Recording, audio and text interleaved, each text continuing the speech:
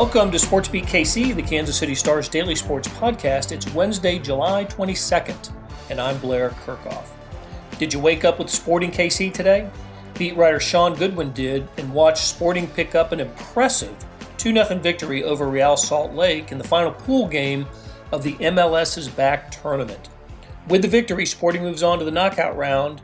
Shaun and I talk about the game, the quick start and impressive finish, and what's now in store for Sporting. After a break, you'll hear from players Johnny Russell and Tim Melia, plus Coach Peter Vermes on the victory. So here we go with what amounts to our Sporting KC post-game show. All right, Shaun, so you told me you set a few alarm clocks this morning to make sure you were up and at 'em for the 8 a.m. Central Time start. I did. I set 5 alarms every 5 minutes from 7:30 to 7:50. I woke up by 7:40, so alarm number 3, and I was up and ready to go by 8. So mission successful, right?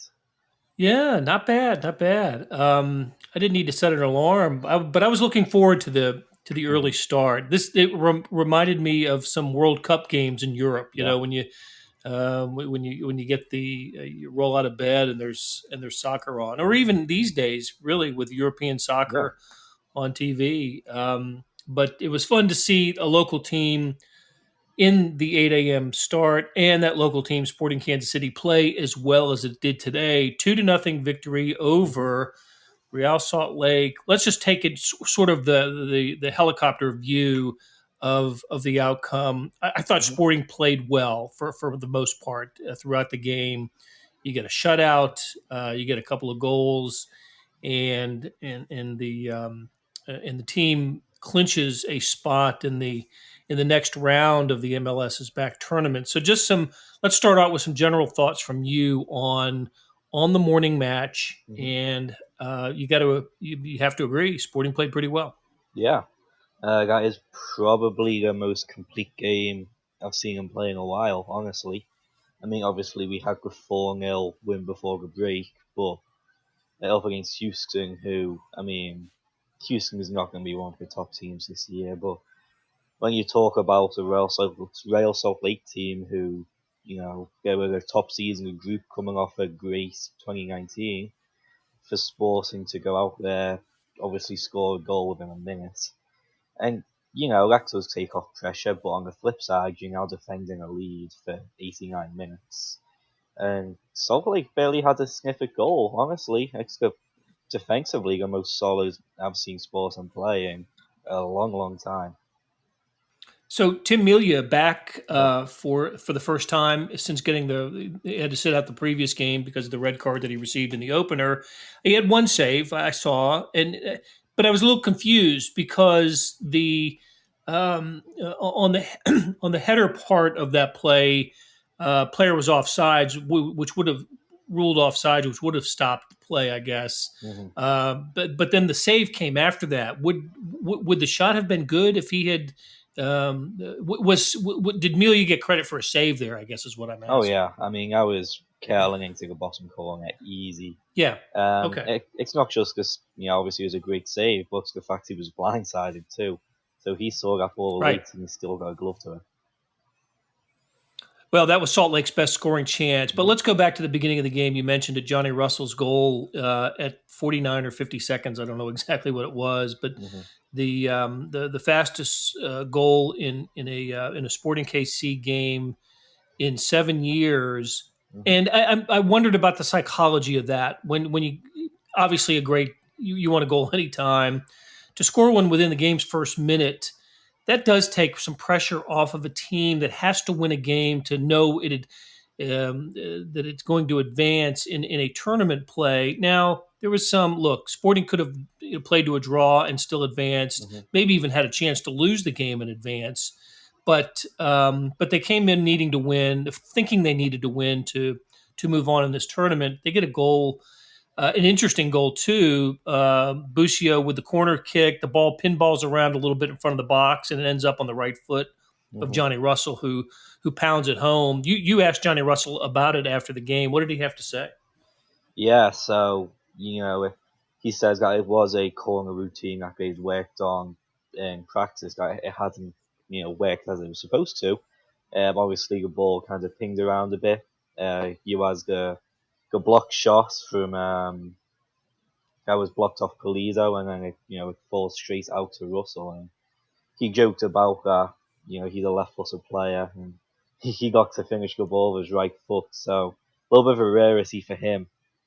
But that just shows the striker's instinct that he has for a ball to pop out to him like that, and with his weak foot be able to guide the ball home into the bottom corner. But yeah, I mean, as you said just before, it does take off a little bit of pressure for a team that could have got away with a tie, but it shows the mentality of this squad to go out and still win 2-0.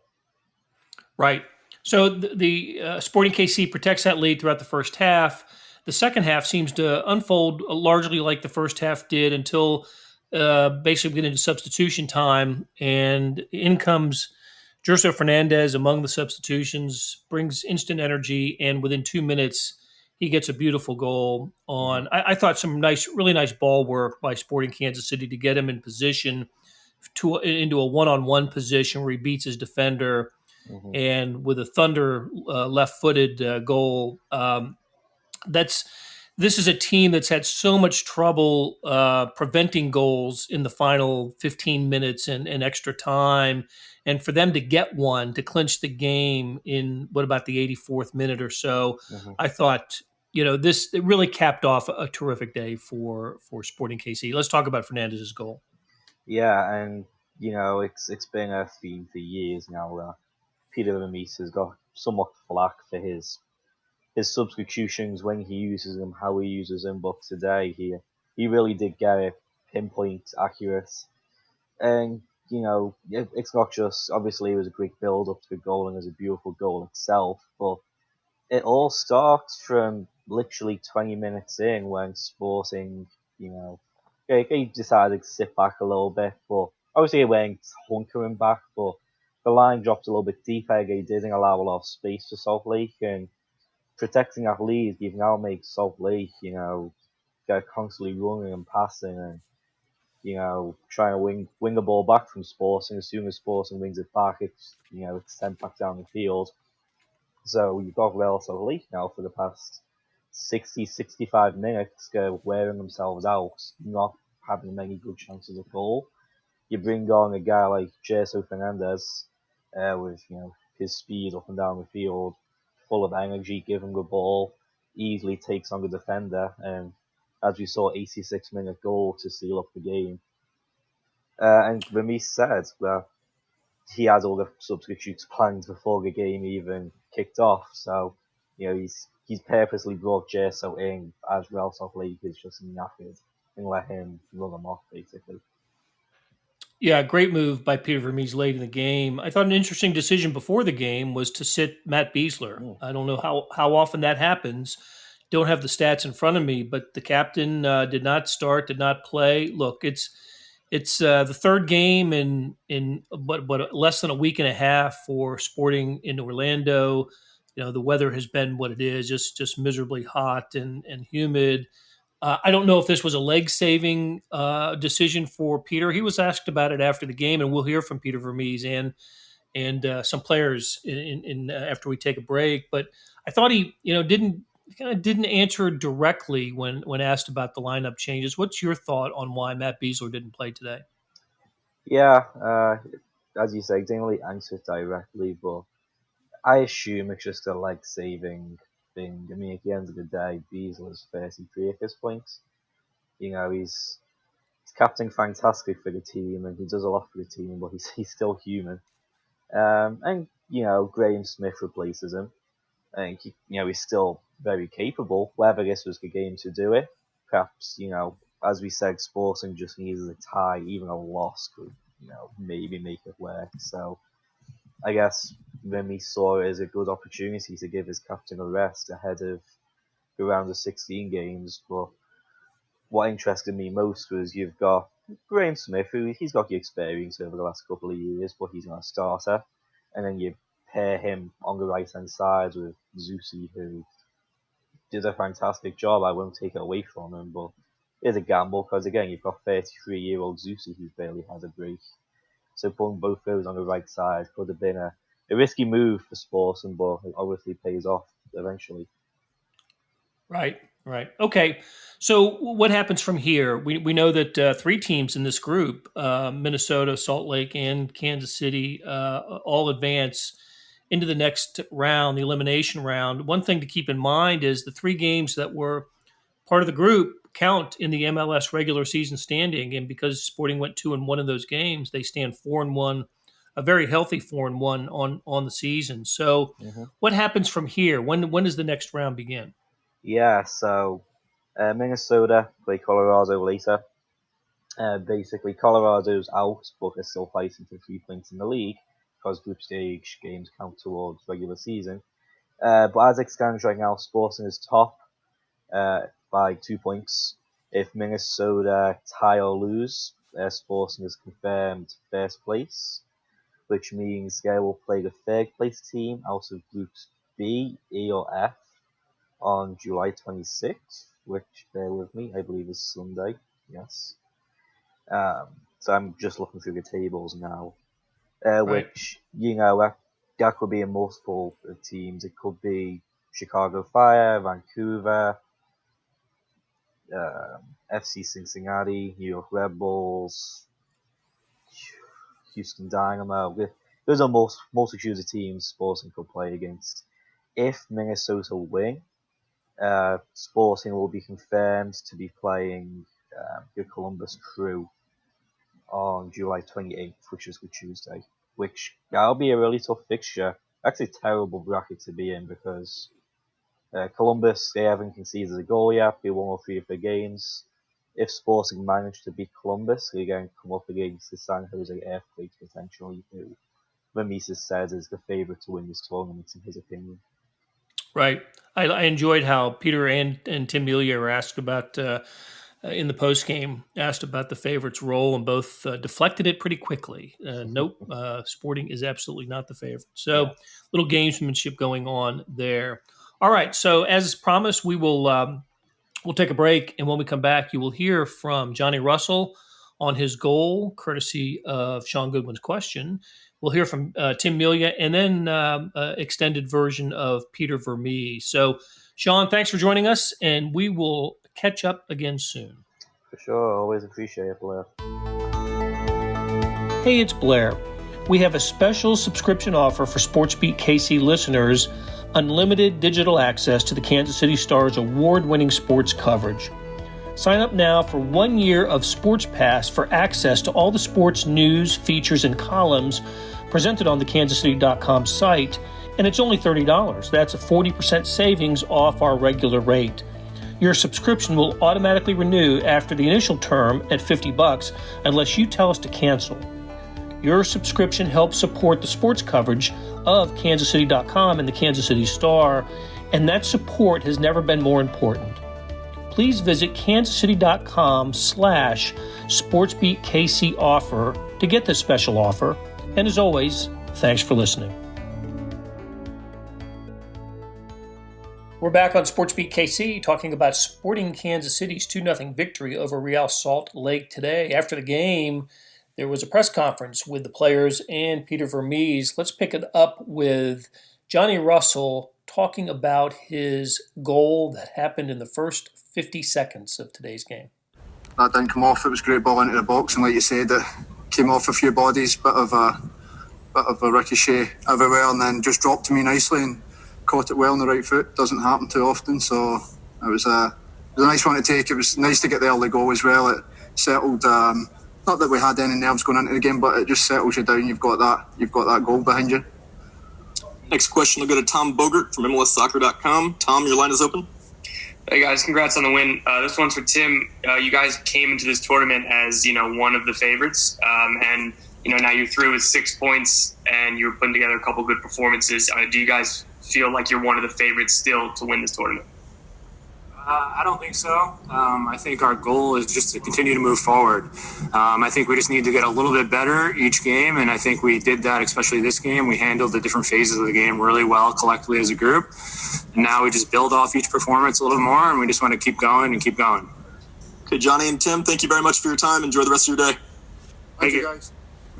At this time, we're joined by Sporting Kansas City manager and sporting director Peter Vermes.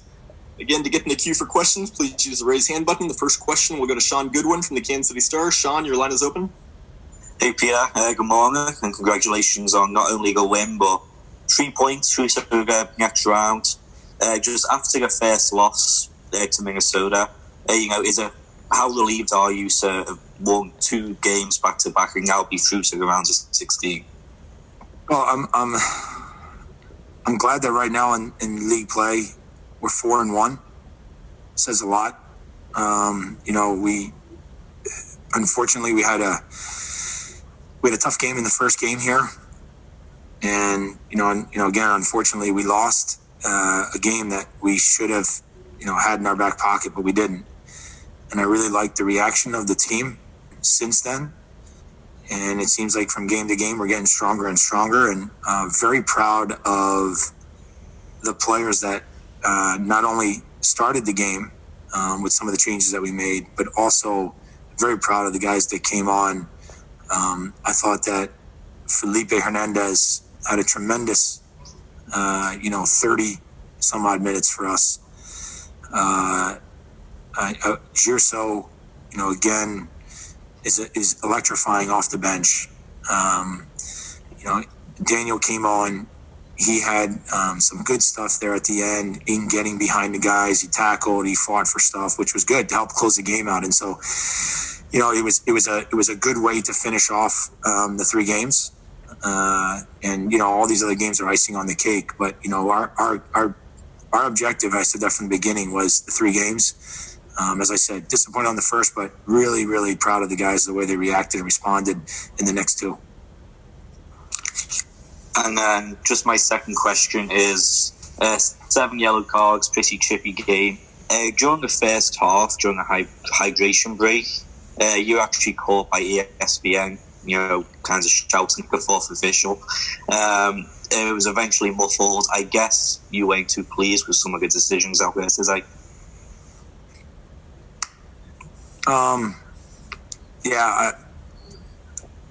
Stuff happens in every game, unfortunately, and I think you said it. I don't know what else I need to say to it, other than it was a tough game. It always is a tough game between the team, against them and us. Both very competitive, both want to win. Next question will go to Seren Petra with Sports Radio 810 WHB. Seren, your line is open.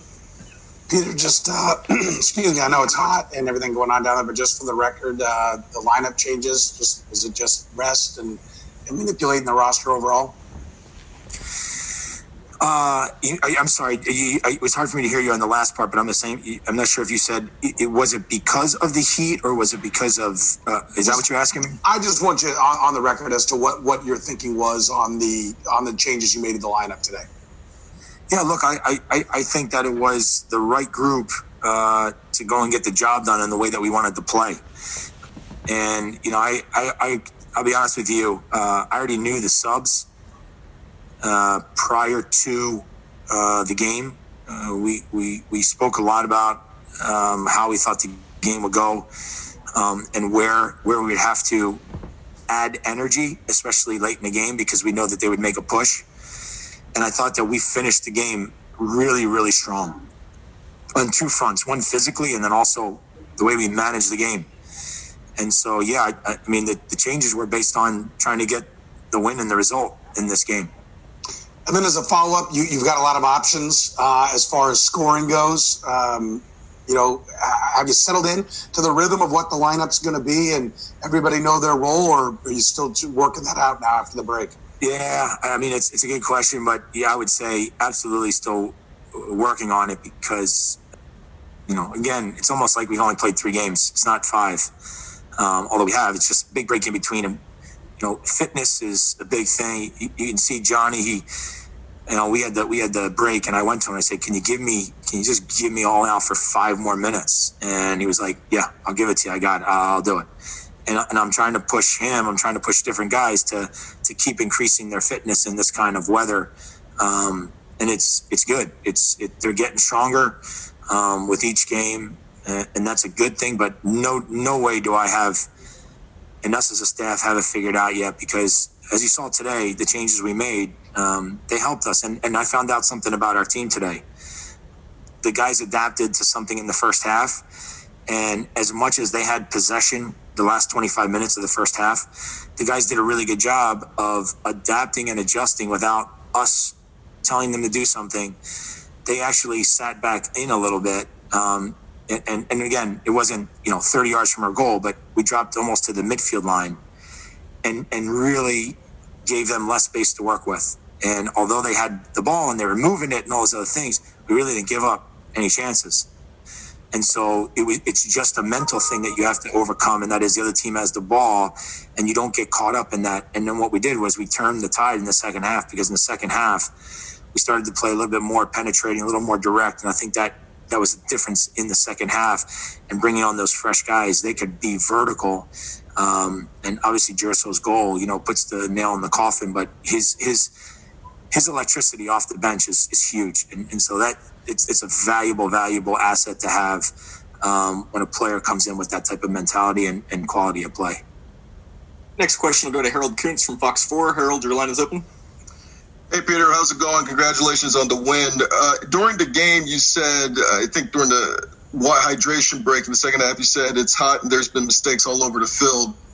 And you could tell you're a little frustrated there. My question to you is, just with this heat, with the morning games and the night games, do you feel that your team, as this progresses, now is now a little bit more acclimated now, and you've kind of measured your substitution changes because of how people can go further into the match, or using the depth on your roster?